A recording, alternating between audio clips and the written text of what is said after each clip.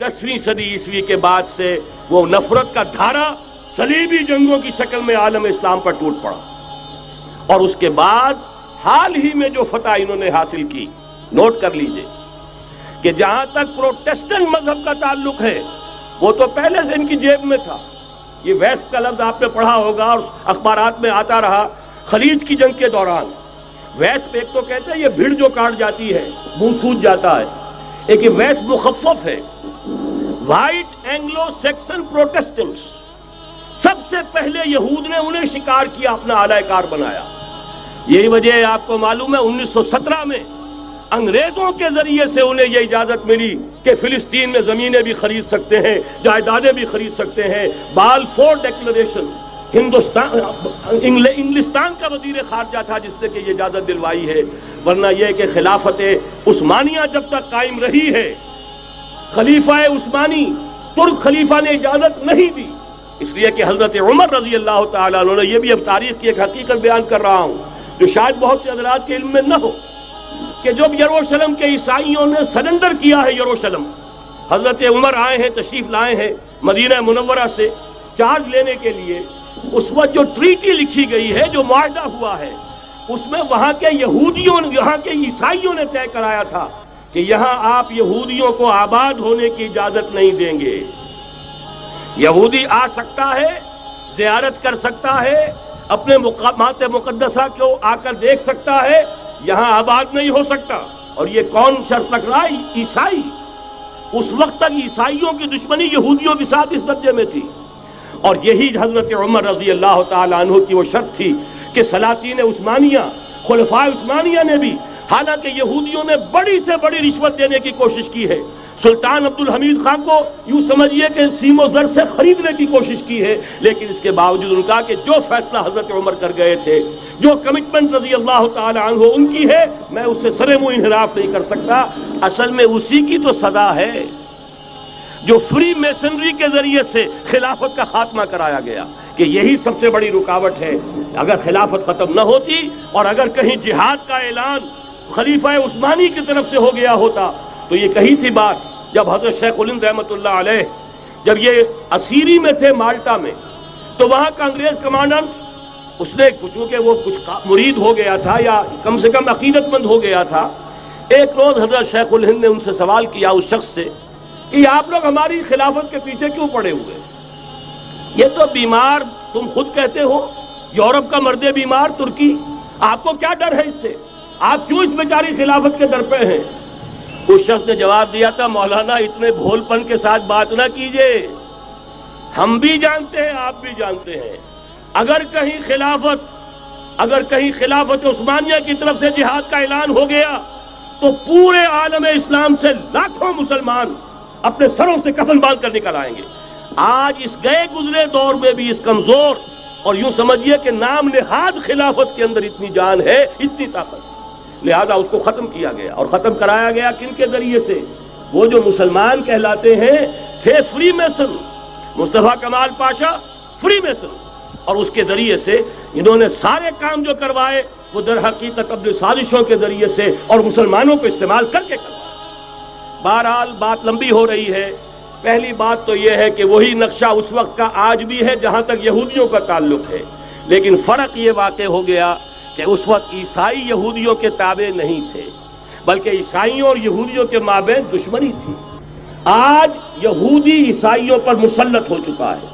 फरंग की रगे जहां पंजे यहूद में है, और आज के फरंग का लीडर अमेरिका है। अमेरिका का सदर यूं समझिए कि वो इन यहूदियों का गुलाम है।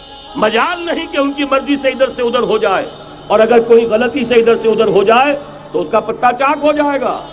आप देखिए क्या हशर हुआ है बुश का, हालांकि बहुत बड़ा हीरो बनकर निकला था गल्फ वॉर से, लेकिन जरा सा एक बयान दे दिया था कि जो इसराइल को पसंद नहीं आया, तो जो इलेक्शन में चारों शाने चित हुआ है उसका जो हशर हुआ है वो देख लीजिए। तो पहली बात तो ये समझ लीजिए कि आज भी यहूदी, ये न्यू वर्ल्ड ऑर्डर है, न्यू वर्ल्ड ऑर्डर, और इसमें ईसाई दुनिया उसकी आलाकार है। अब सूरत हाल क्या है? ईसाई दुनिया, मैं एक बात बता रहा था बीच में रह गई, कि जहां तक प्रोटेस्टेंट ईसाई थे वो तो पहले इनके हाथ में थे। हाल ही में इन्होंने जो फतह हासिल की है وہ کیتھولک عیسائیت کو بھی اپنے ہاتھ میں لے لیا ہے۔ چنانچہ پوپ صاحب نے فرمان جاری کر دیا ہے کہ ہمارے خداوند یسوع مسیح کے قتل کی ذمہ داری ان یہودیوں پر نہیں ہے، بری کر دیے گئے۔ 1900 برس کے بعد، بلکہ 2000 برس کے قریب ہو گئے، انہیں ایگزونریٹ کر دیا گیا، ایبسالو کر دیا گیا، ان پر ذمہ داری نہیں۔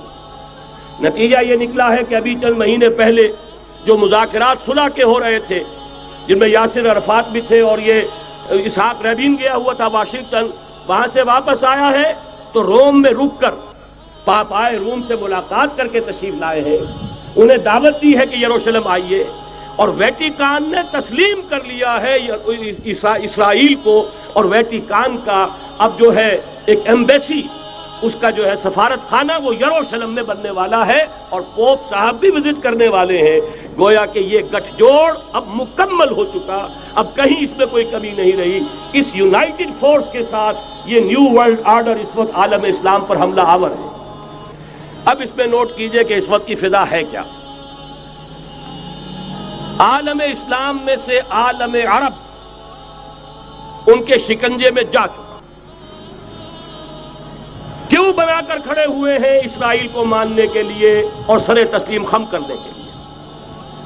انہیں بلا کر میڈرڈ میں پیش کیا گیا یہودیوں کے سامنے کہ تم جن کے ساتھ ایک ٹیبل پر بیٹھنے کو تیار نہیں تھے، میڈرڈ میں آؤ، آؤ اپنا قبرستان دیکھو، یہ اسپین کی سرزمین جہاں تم نے 800 برس حکومت کی تھی، یہ تمہارا قبرستان، یہاں آؤ اور بیٹھو اور ان کے ساتھ بات کرو۔ گئے تھے کہ نہیں تمام فرنٹ لائن سٹیٹس میڈرڈ میں؟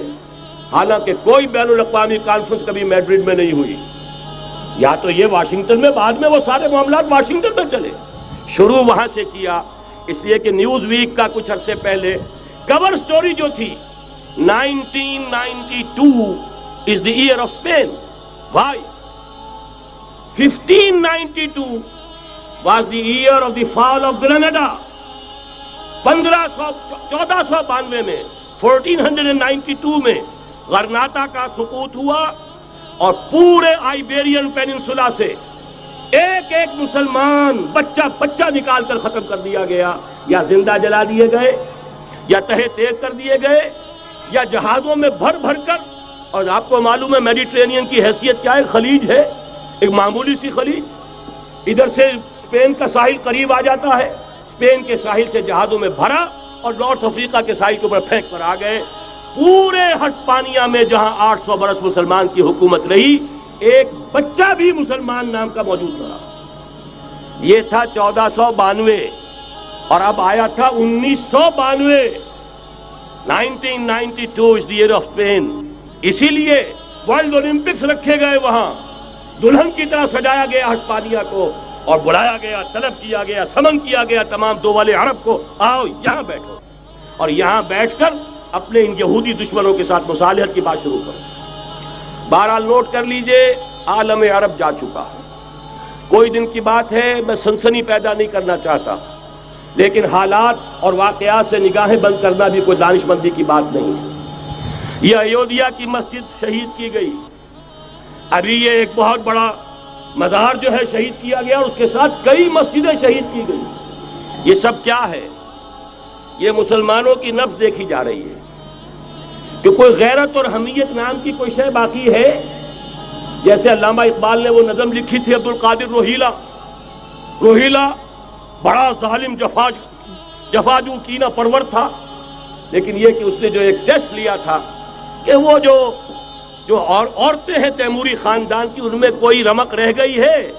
معلوم ہوا کہ نہیں، کہ غیرت نام تھا جس کا گئی تیمور کے گھر سے، ختم، غیرت نکل گئی۔ اسی طرح ایودھیا کی مسجد، اب چرار شریف، اور یہ کوئی دن کی بات ہے کہ اب مسجد اقصیٰ کا نمبر آیا کہ آیا، اس کے لیے پوری تیاریاں ہو چکی ہیں۔ یروشلم کا مشرقی حصہ خالی کرایا جا چکا ہے، اس کے اندر اب پورا تسلط یہودی کر رہے ہیں، یہاں تک کہ اب کے یاسر عرفات صاحب نے بھی کچھ نہ کچھ جو ہے احتجاج کی بات کی ہے، حالانکہ اب تک ہر بات مان کر منقار زیر پر تھا، لیکن یہ کہ ایک وقت آتا ہے آخر کار اسے بھی کچھ بولنا پڑ گیا ہے۔ لیکن یہودی اب پیچھے قدم ہٹانے والا نہیں ہے۔ ان کا تھرڈ ٹیمپل، تیسری مرتبہ ہیکل سلیمانی تعمیر ہونا ہے، نوٹ کر لیجئے، ان کے لیے وہ وہی کچھ ہے جو ہمارے لیے کعبہ ہے. ان کے لیے ہیکل سلیمانی بالکل وہی حیثیت رکھتا ہے جو ہمارے لیے کعبہ. وہ ہیکل سلیمانی ایک مرتبہ پہلے نبوکدنضر کے ہاتھوں مسمار ہوا، پھر سن 70 عیسوی میں ٹائٹس کے ہاتھوں مسمار ہوا. سن 70 کے بعد آج 1995 میں کتنے برس ہو گئے؟ پورے 1925 برس ہو گئے کہ ان کا کعبہ زمین بوس پڑا ہوا ہے. اب تک تو ان کا بس نہیں تھا، اب تو بس ہے کہ نہیں؟ اب ان کی حکومت ہے کہ نہیں؟ اب شاہ حسن ہو چاہے شاہ حسین، ان کے نوکر اور چاکر ہیں یا نہیں؟ اب انہیں ڈر کس کا ہے؟ لہذا کوئی دن کی بات ہے مسجد اقصی شہید ہوگی اور ٹیمپل کی تعمیر شروع ہوگی. یہ تو بہرحال ایک نقشہ ہے. اگلا نقشہ آپ کو بتانا چاہتا ہوں، ایک دوسری تصویر ہے. یہ تصویر ہے زمینی، ایک تصویر ہے آسمانی. وَمَكَرُوا وَمَكَرَ اللَّهُ وَاللَّهُ خَيْرُ الْمَاكِرِينَ. انہوں نے اپنی سی تدبیریں کی، اللہ نے اپنی تدبیر کی، اور ظاہر بات ہے اللہ کی تدبیر سے بہتر تدبیر کس کی ہوگی؟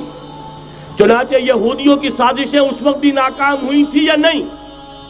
ظاہر بات ہے جاء الحق وزهق الباطل ان الباطل کان زہوقا. لہذا یہ آیتیں دونوں اعلان کر رہی ہیں کہ یہودیوں کی سازشیں بالآخر ناکام ہوں گی اور دین حق کا بول بالا ہو کر رہے گا. یہ تو ان آیتوں سے ظاہر ہے. یریدون لیطفئوا نور اللہ بافواہہم واللہ متم نورہ ولو کرہ الکافرون. یریدون ان یطفئوا نور اللہ بافواہہم ویابى اللہ الا یتم نورہ ولو کرہ الکافرون. هو الذی ارسل رسولہ بالہدى ودین الحق لیظہرہ علی الدین کلہ ولو کرہ المشرکون. اللہ نے تو بھیجا ہی ہے اپنے رسول کو اس فیصلے کے ساتھ اور یہ ذمہ داری اور مشن دے کر کہ جو دین حق آپ کو دے کر بھیجا جا رہا ہے اسے غالب کیجئے، نافذ کیجئے، قائم کیجئے. اس مشن کے ساتھ بھیجا جا رہا ہے اور وہ بہرحال آیا جاء الحق وزهق الباطل ان الباطل کان زہوقا. لیکن نوٹ کرنے کی بات یہ ہے، ذرا یہاں تھوڑا سا تحمل کے ساتھ غور کیجئے گا، کہیں میرے خلاف کوئی فتویٰ دینا شروع کر دیں. کیا حضور کا مقصد بعثت اس وقت مکمل ہو گیا تھا؟ ایک درجے میں ہو گیا کہ جزیرہ نماء عرب پر اللہ کے نور کا بھی اتمام ہو گیا، اللہ کا دین بھی غالب ہو گیا. ہو گیا کہ نہیں ہو گیا؟ لیکن کیا محمد الرسول اللہ صرف عرب کے لیے بھیجے گئے تھے؟ قرآن کہتا ہے ببانگ دہل وما ارسلناک الا کافۃ للناس بشیرا ونذیرا. اے محمد صلی اللہ علیہ وسلم، ہم نے نہیں بھیجا ہے آپ کو مگر پوری نوع انسانی کے لیے بشیر اور نذیر بنا کر. تو جان لیجئے کہ یہ مقصد بعثت محمدی صلی اللہ علیہ وسلم بتمام و کمال اس وقت پورا ہوگا جب کل عالم انسانیت پر، کل روئے ارضی پر اللہ کا دین اسی طرح غالب ہو جائے گا جس طرح کہ محمد رسول اللہ والذین معہ صلی اللہ علیہ وسلم ورضی اللہ تعالی عنہم اجمعین، ان کے ہاتھوں سے، ان کے ایثار سے، ان کی قربانیوں سے، جن کا نقشہ آپ کے سامنے مولانا کھینچ چکے ہیں، ان کے اثار، ان کی قربانیاں، ان کی محنت، ان کی جفاکشی، ان کی سرفروشی، ان کے جان تن من دھن لگا دینے کے نتیجے میں جیسے اس وقت غالب ہوا تھا کل روئے ارضی پر غالب ہوگا، تب کہیں جا کر مقصد بعثت محمدی مکمل ہوگا. یہی وجہ ہے اقبال نے کہا تھا وقت فرصت ہے کہاں، کام ابھی باقی ہے، نور توحید کا اتمام ابھی باقی ہے. لیکن ساتھ ہی خوشخبری بھی دی تھی، یہ چمن معمور ہوگا نغمہ توحید سے. آئے گا وہ دور، یہ چمن معمور ہوگا نغمہ توحید سے، لازماً آ کر رہے گا.